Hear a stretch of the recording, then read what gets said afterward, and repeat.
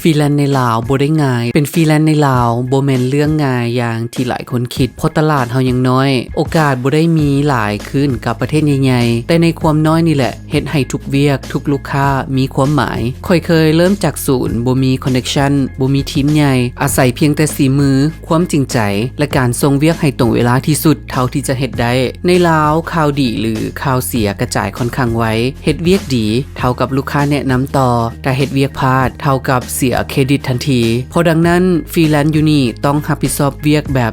200% เฮ็ดให้ลูกค้าฮู้ว่าเฮาไว้ใจได้และบ่หยุดพัฒนาตัวเองค่อยเชื่อว่าทุกคนที่อยู่รอดในสายนี้บ่แม่นเพียงพอโซกแต่เพราะเขาเจ้าเฮ็ดดีพอจนชื่อของเขาเจ้ากลายเป็นนามบัตรฟรีแลนซ์ในลาวอาจบ่ได้มีเวียกเข้ามาทุกมือแต่ทุกเวียกที่เข้ามาคือโอกาสที่จะสร้างมาตรฐานใหม่ให้กับวงการของเฮาและค่อยภูมิใจที่ได้เป็นส่วนหนึ่งของการพิสูจน์ว่าคนเฮ็ดเวียกในลาวก็สร้างผลงานที่ดีและมีคุณภาพได้บ่แพ้บนใดในโลกฟรีแลนซ์ลาวอาจจะมีสนามที่น้อยแต่เฮาก็ลิ้นให้เต็มที่เต็มสนามเสมอ